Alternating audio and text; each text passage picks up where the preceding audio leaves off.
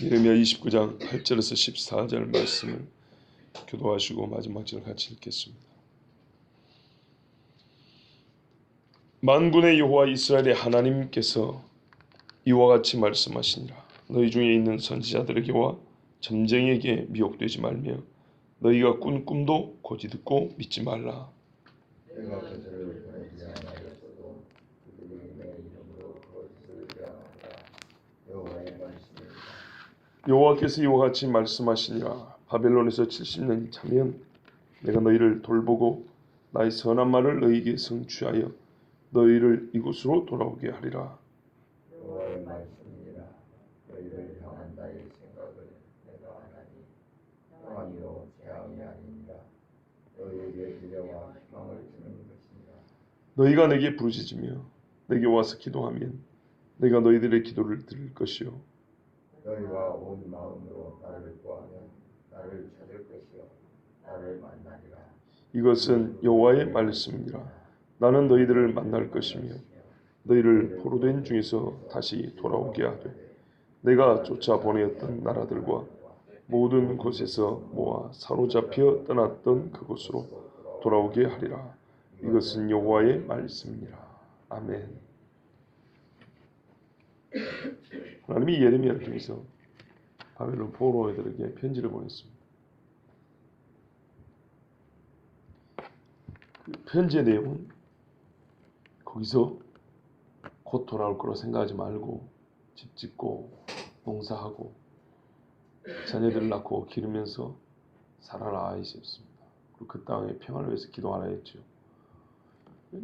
유다 사람들의 감정상 어울리지 않는 그런 말씀이었습니다. 도리어 어울리는 게 뭐냐면 곧 돌아올 것이다. 바벨론은 하나님이 금세 쳐부실 것이다. 이게 더 유다 사람들의 마음에는 와닿는 말이었습니다. 바로 그 말을 듣지 말라는 겁니다. 8절 선지자들 바벨론에까지 간 거짓 선지자들 끌려간 자들 중에 있습니다. 바벨론으로 끌려간 자들 중에 옛적에 선지자 노릇했던 사람들이 있었습니다.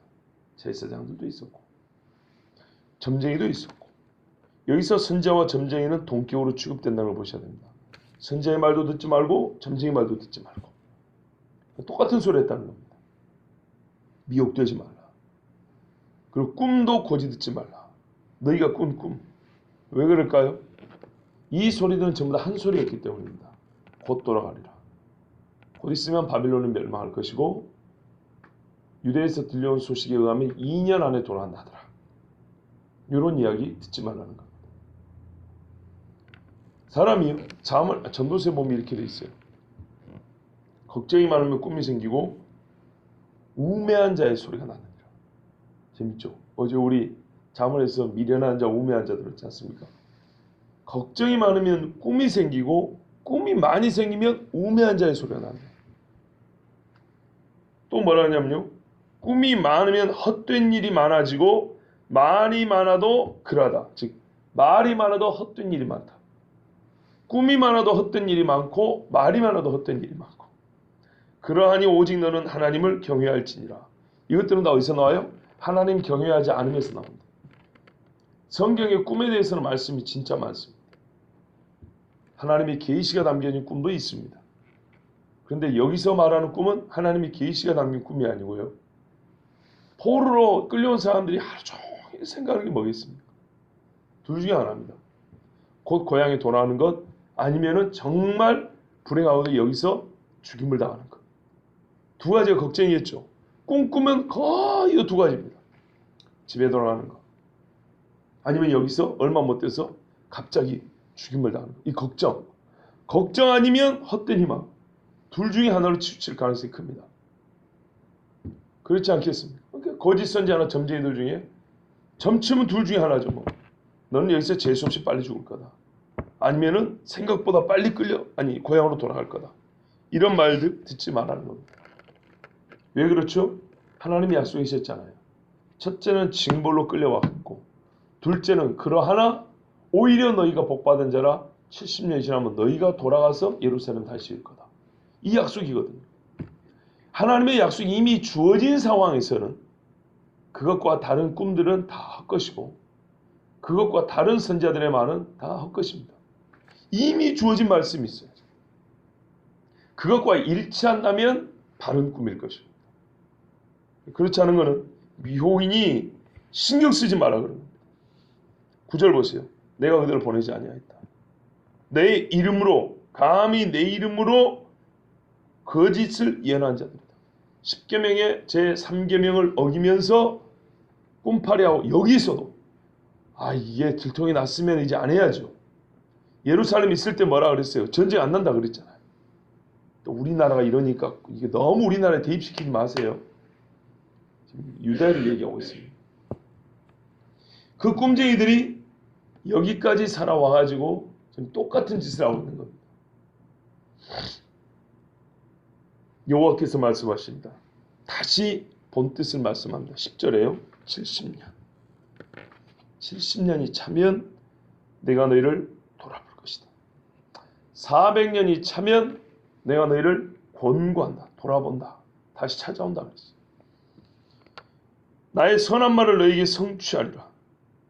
하나님은요, 선하게 말씀하셨어요.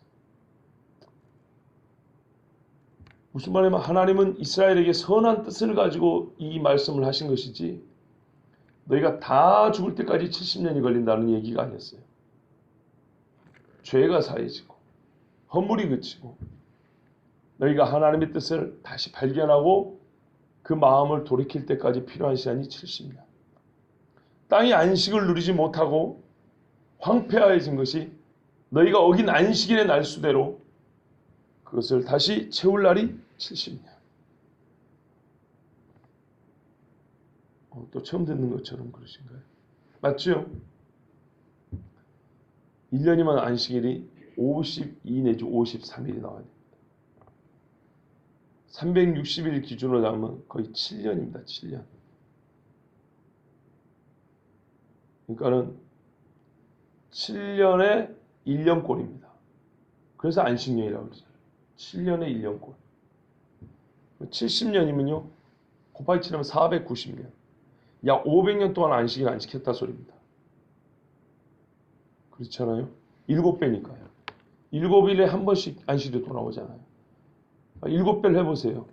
70년이 안식일로만 70년이 채워졌다면 평일까지 포함하면 약 490년 안식일 안 지켰다니. 490년 동안. 그럼 어림잡아 언제입니까? 이게 언제적 이야기입니까? 다윗 솔로몬 때 이야기입니다. 왕정이 시작될 때부터 안 지켰다는 얘기입니다. 유다가 왕정이 거의 500년 이어졌거든요. 사사기 때는 그나마 지켜졌는지 모르지만 왕정 때 들어서는 안식일을 잘 안 지켰다는 얘기입니다. 다윗 솔로몬 때 외에는 별로. 아니면 그 이전 시대까지 포함했을 때 가나안 땅에 들어온 이후로 사사 시대와 왕정 시대를 포함해서 제대로 된 왕들이 나오지 않았을 때는 안식일을 이렇게 많이 어겼다는 거예요. 그래서 땅이 안식을 누리지 못한 연수대로 날수대로 안식일을 주는 겁니다. 70년. 그때가 차기까지. 끝까지만 기다리면 됩니다. 이게 하나님의 선한 뜻입니다. 70년간은 이 땅에 살아야 되고요. 그 다음에는 반드시 돌이킨다는 것이 하나님의 뜻입니다. 이것은 어떤 인간도 세운 계획이 아니고 오직 하나님만이 세운 계획입니다. 유다를 유다인답게 하나님의 백성을 하나님의 백성답게 돌이킬 수 있는 기간이 하나님의 뜻 안에서는 70년으로 정해진 겁니다. 그래서 11절에 하나님이 이렇게 말합니다. 내가 선한 말, 괜히 선한 게 아니라 너희를 향한 나의 생각을 내가 안 하니 내 생각, 하나님의 생각은 평안이요 재앙이 아니라 그랬습니다. 미래와 희망을 주는 것이니라 그랬어요. 이 말만 따와가지고 아무 데나 갖다 붙이는 것은 큰 잘못이라고 얼마 전에 말씀드렸습니다. 이것은 포로기를 겪으면서 하나님께서 이스라엘을 정금과 같이 연단하기 위한 생각을 포함하여 너희를 위한 나의 생각은 평안이라 그런 것이지, 지금부터 이 말을 듣는 순간부터 모든 괴로움을 다 그친다는 얘기가 아닙니다. 죄 짓고 사는 게 뭐가 평안입니까? 우상 숭배하는 게 뭐가 평안입니까? 절대 그럴 수가 없습니다. 안식일 어겼던 것, 우상 숭배했던 것, 하나님 말씀 안 지키고 불의한 일을 행했던 모든 죄가 다 용서를 받고 완전히 하나님의 백성으로 새로워지는 것. 이럴 때 진짜 평안, 샬롬이 되는 겁니다. 그것을 하나님이 생각했다는 겁니다. 근데 그거를 이스라엘 백성들 자체적으로 맡겨놔도 돼야 안 돼요. 절대 안 됩니다. 사람에게 맡겨놔서 될 일이 아닙니다. 그래서 하나님이 나섰습니다. 하나님이 그 일을 해주신다는 겁니다. 그래서 평안이라는 거예요. 앞뒤 다 자르고 그냥 평안이라는 단어만 딱 가져와서 평안, 지금부터 만사 오케이, 장땡, 이거 아닙니다. 너에게 미래와 희망을 주시는 거다. 하나님은요, 포로기를 겪은 다음에 귀향할 때, 포로기를 생략한 게 아니라 포로기를 겪은 다음에 그 다음에 귀향하고 나서 이들이 이루을 세상, 이들이 이룰 다시 세워진 이스라엘이 하나님이 처음부터 계획한 이 땅에 주는 평안이요 희망이라는 겁니다. 우리는 가끔 우리의 생각도 모를 때가 있어요. 자기 자신의 생각도 모를 때가 많아요. 그런데 하나님은요, 하나님 안에서 불확실한 것, 애매한 것 하나도 없어요. 우리는 스스로도 내 생각이 뭔지 잘 모르겠어, 내 마음이 뭔지 잘 모르겠어, 그래서 끌리는 대로 갑니다. 모호한 생각을 갖고 있을 때가 많습니다. 하나님은 한 번도 모호한 생각을 가진 적이 없고 결정되지 않은 일을 착수한 일이 없습니다. 결국을 생각하고 계획하고 일을 시작합니다. 그것이 뭐냐면 이 땅에 진짜 평안을 주는 것이라고 했습니다. 자, 너희가 내게 부르짖으며 내게 와서 기도하면, 아니, 하나님의 계획을 세우셨는데 조건이 있네요. 사람들이 와서 부르짖지 않답니다. 13절은 너희가 온 마음으로 나를 구해야 한답니다. 포로 생활에서의 귀향은 하나님의 계획이면서도 또한 이 백성들의 간구에 대한 응답이 될 것입니다. 여러분, 그럴 때 진짜 하나님과 우리가 하나 된 그런 체험이 있지 않겠습니까? 한번 생각해 보세요. 모든 인생의 어려움을 가진 자들이 교회 나와서 등록을 했어요. 글씨로부터 모든 게 잘 풀려버려요. 이게 신앙이라고 할 수 있을까요? 하나님은 우리를 이 약속을 준 이유가 기도하도록 격려하기 위해서입니다. 너희는 내게 부르짖으며 와서 내게 기도하면 내가 너희를 들을 것이다 그랬어요. 하나님의 약속이 주어지는 것은 기도하지 않아도 된다는 뜻이 아니라 오히려 기도를 독려하고 기도하는 자가 되게 하려고 한 것입니다. 진짜 믿는 사람들은 구속이 가까워질수록 하나님 앞에 기도합니다. 하나님의 은혜가 주어질수록 더 기도합니다. 실제로 우리가 신앙의 선배들을 보면 알 수 있습니다. 특별히 이 메시지가 주어질 때 바벨론에 살았던 믿음의 사람 다니엘이 그랬습니다. 다니엘서 9장에 보면 하나님이 약속한 70년을 받고 다니엘이 견뎠어요. 그리고 그 70년이 거의 다 찼을 때 다니엘은 이렇게 기도했습니다. 다니엘 9장 1절에서 6절까지 보면 메대 족속 아하수에로의 아들 다리오가 갈대아 나라 왕으로 세움을 받던 첫 해 곧 그 통치 원년에 나 다니엘이 책을 통해 여호와께서 말씀으로 선지자 예레미야에게 알려주신 그 연수를 깨달았나니 곧 예루살렘의 황폐함이 70년 만에 그치리라 하신 것이니라. 약속이죠. 내가 금식하며 베옷을 입고 죄를 덮어쓰고 주 하나님께 기도하며 간구하기를 결심하고 70년이 다 됐는데 뭐하러 기도하냐. 가만히 있어도 내일 모레 해방될 텐데. 아니에요. 그건 게으른 사람들이야. 악한 사람이에요.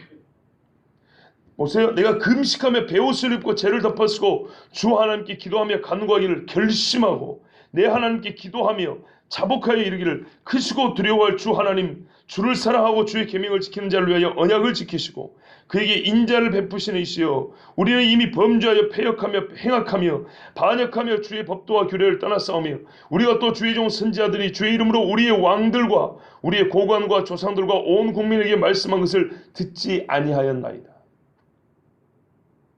제발 성경을 좀 배우세요. 성경을 배우라는 건 성경의 문구를 지식으로 삼으라는 게 아니고 성경이 가르친 내용을 좀 배우라는 거예요. 그토록 실제 신앙인들의 모습과 우리는 다르다고 말해요. 기분 나쁘게만 듣고 진짜 다른 걸 인정을 안 하려고 그래요. 지금 나라가 이렇게 어렵다고 해도 제가 정말 안타까운 거는 새벽에 나온 분들은 그 사람이 그 사람이에요. 5명이고 10명이고 더 늘어나지 않아요. 네. 정말 나는 무엇을 위하여 외치고 누구를 향하여 설교하는지 모르겠어요. 이러다 진짜 전쟁 나면 어쩌려고. 이제 요즘에 조금 또 분위기 좋아진 것 같은가 막 안심하죠. 이게 성경에서 그토록 경계하는 마음들이라니까요. 이게 성경에서 그토록 조심하라는 마음이에요. 도적같이 온다고요. 그래서 도적같이 온다고요. 아니 마지막 때 환란도 뭐 날마다 죽고 못 살 것 같습니까? 하루는 괜찮은 것 같아요. 내일은 또 막 불벼락이 떨어져요. 모레는 또 살만해요. 그 다음에는 숨도 못 쉴 것 같아요. 그러면은 죽을 듯이 좋았다 안 좋았다 좋았다 안 좋았다 하나님 앞에 기도했다 기도하지 않았다. 제발 이런 식의 신앙을 버려야 된다는 거예요. 끊임없이 줄기차게 하나님 앞에 무릎을 꿇으려면 끝까지 기도를 하려면 일이 있든지 없든지 항상 왜 그렇게 속보이는 짓을 하냐 말이죠. 그나마도 기도 안 해요. 어려움이 있어도 기도를 안 해요. 힘든 일이 있어도 기도를 안 해요. 왜 이 성경에는 사도들이 기도했다고 다니엘이 기도했다고 이렇게 말해줘도 도대체 왜 이렇게 안 되는지 모르겠어요. 그래서 저는 어릴 때부터 불 받았던 사람들 별로 신뢰 안 해요. 뭐 큰 기도 응답 받아 별로 신뢰 안 해요. 두고 보자고요. 기분 나쁘게 두고 보자는 게 아니라 신앙은 본질상 한 번 딱 들어서면 쭉 걸어가는 거예요. 변하지 않는 거예요. 10년 후에 봐도 아이고 똑같네요. 20년 후에 봐도 아 여전하시네. 30년 후에 봐도 그때 열심히더니 지금도 열심히시네. 이리 가야 신앙이지. 죽을 듯이 좋으면 막 올라갔다가 싫으면 또 내려갔다가 좋은 일 생기면 막 하나님의 은혜 할렐루야 했다가 조금만 힘든 일 생기면 기도 안 해. 아니 나 기분 나빠서 기도 안 해. 교회 안 가. 이런 게 아니에요. 그런 신앙이 어딨답니까? 아니 누가 그런 걸 신앙이라 그럽니까? 약속을 받은 사람은 더 열심히 기도를 합니다. 하나님께서 해주실 일을 기대하면서 그거를 하나님이 하신 일의 그 거룩함과 존귀함에 맞게 내가 그걸 받기 위해서 그 격에 맞기 위해서 기도하는 겁니다. 기도하지 않고 아무렇게나 살다가 하나님의 거룩한 선물을 받을 셈인가요? 한번 생각을 해보세요. 나라에서 훈장을 준다 그래도 훈장을 걸 옷을 딱 입고 갑니다. 누더기 같은 거 입고 가서 대통령이 달아준 훈장 달 거 여기다가 말이 안 되는 거죠. 거룩한 신부로 살아있더니 신부로 맞아준다는 이것만 좋아가지고 방방 뛰고 곰신 떨어지지도 모르고 발가락이 떼낀지도 모르고 막 흙바닥에서 뒹굴고 놀다가 이빨 단닫고 고춧가루 끼워가지고 히히히 신랑이 나를 맞아준다 고맙습니다. 그리고 결혼식장 들어갈 거냐고요. 그거 아니죠. 그날이 오물 볼수록 나의 신랑을 맞을 날이 됨을 볼수록 더욱 정갈하고 깨끗하고 순결하게 준비하는 게 신부의 모습입니다. 하나님은 뭐라면요? 부지런히 찾으라 그랬어요. 부르짖으며 온 마음으로 구하라 그랬어요. 본래 기도는 그렇게 하는 거예요.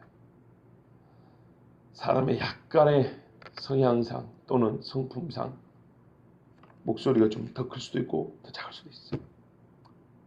그러나 기본적으로 부르짖는 것은 보면 알아요. 간구하는 건 보면 알아요. 마음을 다하는지 안 하는지는 바로 드러나게 돼 있어요. 여러분 그거 모르신다 하면은 어린애 애만 또 못합니다. 어린애도 어른들 표정 보면 다 알더라고요. 그렇지 않습니까? 왜 애들이 보고 웃는지 아십니까? 제일 중요한 거는요. 자기를 좋아하는 줄 알면 웃어요. 아무리 오르르 깎고 하고 난리를 해도 자기를 좋아하는 것이 안 느껴지면 애가 안 웃어요. 좋아하는 자에게 아이들도 반응합니다.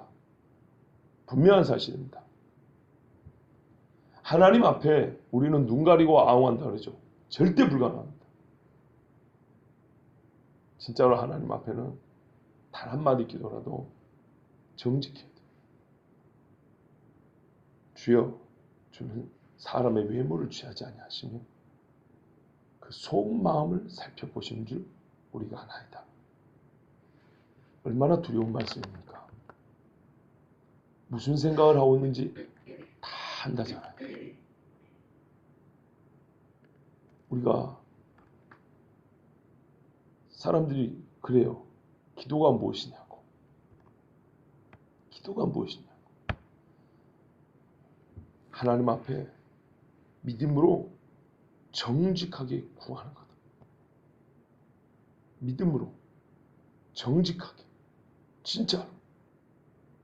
또 부족한 것은 하나님이 기도하는 중에 교정도 해줘요. 정직하게. 배가 고파요. 하나님 아버지, 나 배가 고픕니다. 먹을 것을 좀 주세요. 내가 성경에도 오니까 지혜가 좀 부족해. 하나님, 나는 사람들에게 좀 지혜로운 사람으로 서고 싶습니다. 인정받겠다는 게 아니고 정말 이 짧은 생에 살면서 지혜로운 말, 지혜로운 행동으로 믿음의 사람이 사는 것은 이런 거라고 내가 좀 그렇게 보이고 살고 싶습니다. 하나님 아버지, 교회에 조금 더 서로 사랑이 있었으면 좋겠습니다. 서로 풍성한 교제도 있기를 원하고 뭔가 예배를 뜨겁게 드리고 나서도 찝찝하고 어색한 이런 거 아니라 니와 나 사이에 아무런 허물이 없어서 진짜 부끄러울 것도 거리낄 것도 없는 그런 교회가 되었으면 좋겠습니다. 온 교인이 이런 뜻을 가지고 같이 진짜로 하나님 앞에 한번 기도한다 생각해보세요. 기도 소리 크기는 별로 안 다른데 온기가 달라요. 공기가 달라진다니까요. 여러분, 사모하지 않으세요? 바라지 않으시냐고. 저는 바랍니다.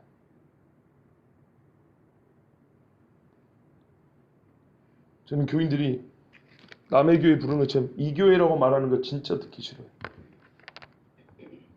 우리 교육자들은 몇 년에 한 번씩 교회를 옮기는 일이 다 많사라. 교회 옮길 때마다 눈물을 머금고 옮겨야 됩니다. 첫 주 가자마자 부임 인사를 하죠. 그때부터 우리 교회라고 이름을 붙입니다. 마음은 아직 안 갑니다. 왜 이제 왔는데 뭔 우리 교회예요. 그러나요, 마음이 가고 말이 달라지기도 하지만 말이 달라지면 마음이 움직입니다. 이 교회는 10년을 다녀도 이 교회는 누구에게 탓을 돌리려고 이 교회 그럽니까? 그런 분들이 있어요. 우리 교회란 말 안 해요. 10년, 20년을 다니고도 자기 눈에 부족한 게 보이거든요. 그럼 그 부족한 것을 내 탓이 아니라고 말하기 위해서 이 교회라고 이렇게 갈라놓는 거예요. 이 교회라고. 여러분, 그것은 지나다니다가 이 교회에 이렇게 손가락질 가리키는 거지 자기가 다니는 교회를 이 교회라 하지 않아요. 우리 교회라고 합니다. 우리 교회. 그러면 그때부터 우리라는 의식 또는 우리가 되기 위해서 해야 할 일에 대해서 생각을 해봐요. 그렇지 아니하면 문제가 있습니다. 어제 오후 설교를 잘 기억하십시오. 우리는 침묵이 미덕이라고 생각하지만 그렇지 않습니다. 교회 안에 어리석은 말들이 돌아다니지 못하게 합니다. 의도하고 설교한 건 아닙니다. 오해하지 마세요. 의도하게 한 게 아니고 잠언 지난달과 이번 달이 지혜인데 잠언을 보다 보니까 저번 달에 지혜 설교 한번 했단 말이에요. 경건훈련이 지혜인데 한 달에 한 번 설교도 안 한다는 건 말이 안 되잖아요. 그래서 지난달에 한 번 설교하고 이번 달에 한 번 설교하려고 했는데 잠언을 보는데 유독 지혜가 눈에 띈 게 아니고 미련한 자가 들어오는 거예요. 훨씬 많은 거예요. 이게 왜 그런가 도대체. 지혜로워지기 위해서 미련한 자 얘기도 좀 들어야겠구나. 근데 미련한 자에서 이 설교가 너무너무 많아요. 수십 구절에 수십 구절. 어마어마하게 많아요. 그래서 이 미련한 자에 대해서 다 할 수도 없고. 근데 보니까 아주 독특한 구절이 있는 거예요. 그게 어제 말씀 본문이에요. 왜 미련한 자를 따라 그 어리석음을 따라 대답하지 말라 대답하라 그랬냐. 그런 게 있어요. 우리가 교회가 어지러워지는 이유 중에 하나가 뭐냐면요. 미련한 말이 돌아다니기 때문이고 또 하나는 미련한 말이 돌아다니는 것을 막지 않기 때문이에요. 내버려 두는 거예요. 지금부터는요. 사람 좋은 소리 듣지 마세요. 참 누가 좋은 사람이 아니요. 침묵은 항상 좋은 게 아니에요. 성경에 입을 다물고 있으면 지혜롭게 여긴다는 말이 있어요. 사람이 입이 무거우면 본래 그 사람이 가진 지혜보다 더 큰 지혜가 있는 것처럼 여겨지기도 해요. 그러니까 잠시 좋아요. 근데 나는 그런다 모르는데 다른 사람들의 마음을 미혹하고 어지럽히는 말들이 돌아다니는데 내가 그걸 가만둔다. 우리 교회인데. 아가서에도 보면 우리의 포도원을 허무는 여우 새끼를 잡아라 그랬다고. 포도원 울타리 치는데 여우 한 마리 들어가지고 난장판을 만들어 놓은 거예요. 그걸 내버려 둔단 말입니까? 그건 옳은 것이 아닙니다. 참을 수 있는 건 참지만은 옳지 않은 것에 대해서는 아닙니다라고 말할 수 있어야 합니다. 아닙니다. 특히 이 새벽에 나오신 분들은 남들보다 여러분 몇 배 설교를 더 듣는지 계산해 보셨어요? 일주일에 한 번 온 사람에 비해서는 수요일도 나오지 금요일도 나오냐면은 어떤 경우는 8배, 9배 많이 듣습니다. 어마어마하게 듣는 겁니다. 그러면은 꼭 그만큼은 아니지만 교회 안에서 몇 배 더 지혜로운 자가 충분히 될 수 있다는 거예요. 몇 배 더 다른 성도들을 옳은 길로 인도할 수 있는 훈련과 뭐랄까요? 자질이 충분하다는 얘기입니다. 그래서 이제 활용하느냐 안 하느냐의 문제입니다. 어떻게 활용하느냐. 어지러운 것들은 막아야 될 거 아닙니까? 막기 위해서 이제 말을 해야 되잖아요. 근데 어떻게 말을 할 것이냐 이거죠. 처음부터 야야 그거 하지 마 소리를 지를 것이냐 아니면 좋게 타이를 것이냐 아니면 친구에게 말하듯이 말할 거냐 아랫사람에게 말하듯이 말할 거냐 어떤 이야기를 먼저 꺼낼 것이냐 뒤에 꺼낼 것이냐 사실은 이런 것을 세밀하게 생각해보고 기도하고 준비할 것 같으면 할 게 많습니다. 여러분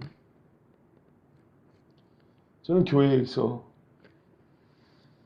우리가 이 처음에도 그랬잖아요. 이 바벨론 지역에까지 세상에 포로기를 겪으면서까지 깨닫지를 못해갖고 우리가 왜 여기 왔는지 하나님의 그동안에 수백 년 동안 선지자들을 통해 하신 말씀 그대로 진행된 것을 자기 몸으로 겪으면서도 깨닫지 못하고 여전히 미혹을 받고 있다. 미혹에 넘어간다. 얼마나 어리석은가 보세요. 인간이란 게. 그것도 이스라엘 사람 말이죠. 이 정도 가지고는 이 시대를 이겨내기가 어렵습니다. 냉정하진 않고 온정이 있으나 분별해야 되고요. 따뜻함 가운데 진리와 거짓은 반드시 가려내고 질서를 잡아야 됩니다. 헌신은 지혜롭게 하되 지혜는 의로움과 함께합니다.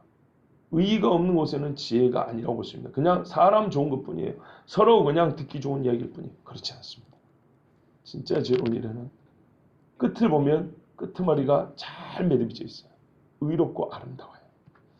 교회 안에 좀 어지러운 말들이 안 돌아다니면 좋겠고요. 또는 확인이 안 된 말들. 누구 한 사람이 그런다 하더라. 그러면 그거 가지고 그냥 재밌거든요. 그런 말들은 재밌어요. 예, 남의 말하는 것은 별 씻고 같아서 뱃속 깊은 데로 내려가느냐. 이게 자문이에요. 성경 말씀이 얼마나 정확한가 보세요. 둘이 싸우다가 한 사람이 남의 말을 시작하면 마주보고 있는 너하고 싸우는 게 미안하니까 그 제3자 이야기로 이야기가 금세 돌아가 버려요. 우리가 다 경험하는 일들입니다. 이러면 안 돼요. 그러면은 거의 결국 돌고 돌아서 그 사람 귀에 다 들어갑니다. 근데 나는 원래 뜻한 게 아니었어요. 그게. 근데 앞에 있는 사람이 얘기하니까 따라가 버린다고. 이런 식으로 하면 안 됩니다. 이 마지막 때에 서로 사랑과 선행을 격려하며 모이기를 힘쓰며 기도하라 그랬더니 하나님 말씀을 상고해가지고 때가 이른 줄 알고 준비하라 그랬더니 오히려 거꾸로 그 무서움과 그 부지런해야 될 것들을 상쇄하고 자기가 게으른 것을 감추려고 괜히 딴소리하면서 남의 욕하면서 막 이렇게 돌린단 말이죠. 이런 일은 절대로 있으면 안 됩니다. 하나 유익이 없습니다. 또 하나는요. 새 가족들이 왔을 때 부응이 안 됩니다.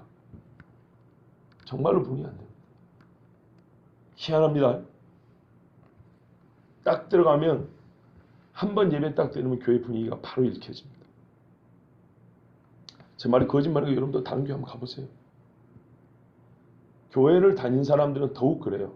한 번 가보면 알아요. 이 교회는 평상시 어떻게 예배하는구나, 어떻게 기도하는구나, 저 목사는 어떻게 목회하는구나, 한 번 또는 두 번이면 대충 읽게 돼 있어요. 내가 남을 판단하는 것뿐만 아니라 남이 우리를 판단하는 것도 아셔야 합니다. 우리 교회도 가끔 오고 가는 사람들이 있습니다. 그분들이 어떻게 생각할까?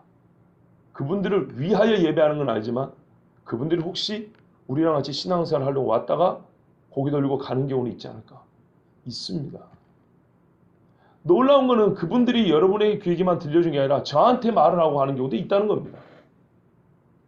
그렇기 때문에 서로 비방과 판단을 하지 마시고 좀 진짜로 의롭고 지혜로운 말들이 좀 이렇게 교통하는 교회가 되길 바랍니다. 지금이 그럴 때가 아니잖아요. 지금이 그럴 때가 아니라고. 바벨론 포로 지역까지 미혹되는 말과 악한 말 돌아다닐 때가 아니란 말이에요. 지금 우리 교회가 아니 이제는 마지막을 향해서 서로 뜻을 모은다고 하는 지금 우리 교회가 그럴 때가 아니란 말이에요. 70년이 찼다 하면은 다니엘처럼 뜻을 모아서 결심을 하고 기도해도 시원찮을 바래. 기도를 뭐하라. 뭐 기도해봐도 소용없다. 기도 저 사람들만 너무 시끄럽게 하고 혹 그런 생각이 들더라도 그런 말 하면 안 돼요. 지금은 자기 기도 못한 것을 탓을 해야죠. 이것은 여호와의 말씀이라. 나는 너희들을 만날 것이며 너희를 포로된 위에서 다시 돌아오게 하되 내가 쫓아보냈던 모든 나라들 여러 나라를 흩어버렸거든요. 그래서 돌아오게 하리라. 모든 곳에서 모아서 사로잡혀 떠났던 그곳으로 돌아오게 하리라. 이것은 여호와의 말씀. 하나님 분명히 이렇게 한다. 이게 소망이에요. 이게 희망이에요.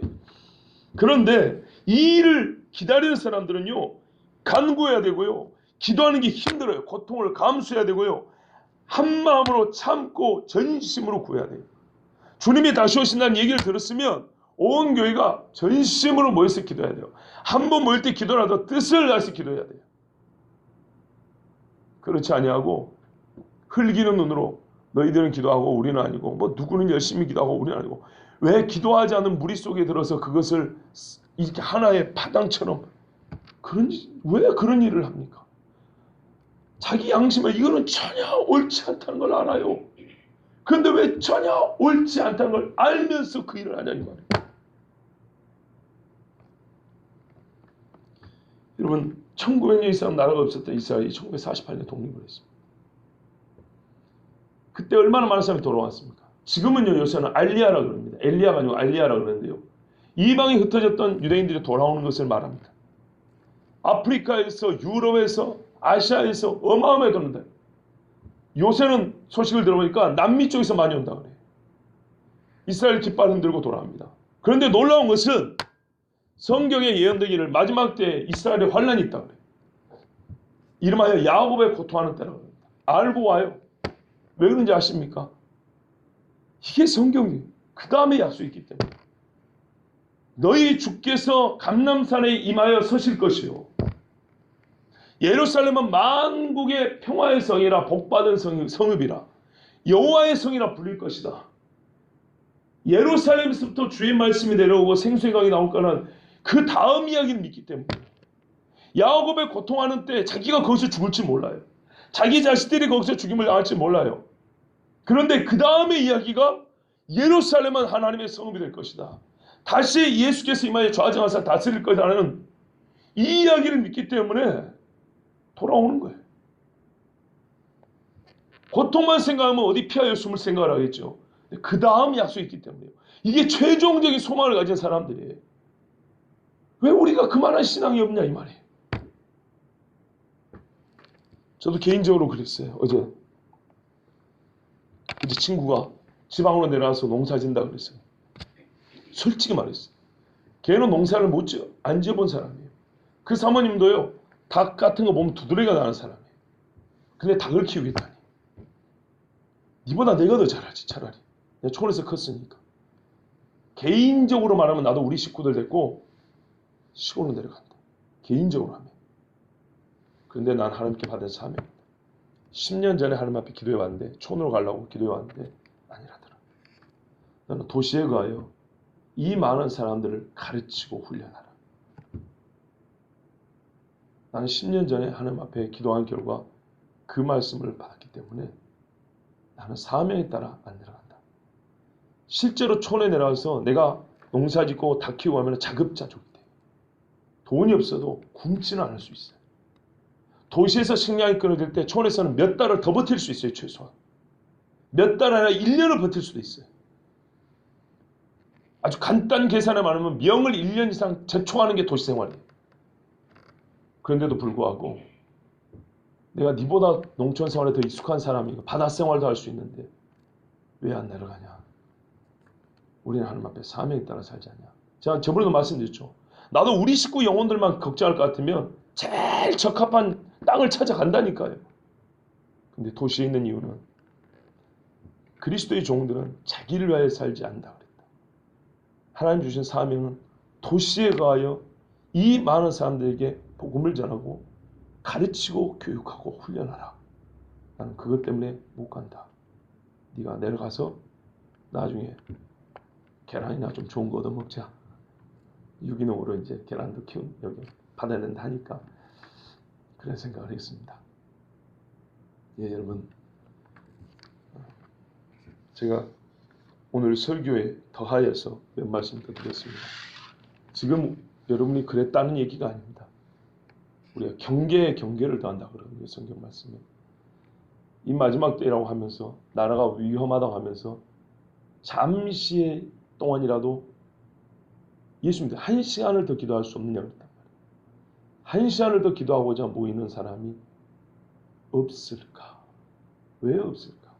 그 말은 우리가 앞에서 말할 때는 고개를 끄덕이지만 실상 마음에는 경각심이 없다는 얘기고 전혀 이 나라를 위해서 기도할 마음. 그리스도인들은 사실 애국자들이거든요. 네? 나라를 위해서 기도할 수 있는 사람이고 목숨을 바치는 사람들이 그리스도인들이에요. 그런데도 불구하고 사실상 우리는 이 나라에 대하여 이 백성에 대하여 큰 사랑도 없고 하나님의 교회를 보존하고 복음을 전하는 데도 큰 열의가 없구나. 이것이 느껴지기 때문에 그런데 어디에는 열을 잘 내는가 보니까 쓸데없는 말을 하고 남을 욕하는 데는 재밌어요. 재밌어서 상당히 많은 시간 대화를 한단 말이죠. 근데 의외로 하나님 앞에 간구하는 이 영적인 대화에는 소홀히 한다는 것은 뭔가 잘못돼도 지나치게 잘못된 거예요. 특별히 때가 때인 만큼. 그래서 제가 여러분에게 한 번 더 권면의 말씀을 드렸습니다. 기도하겠습니다.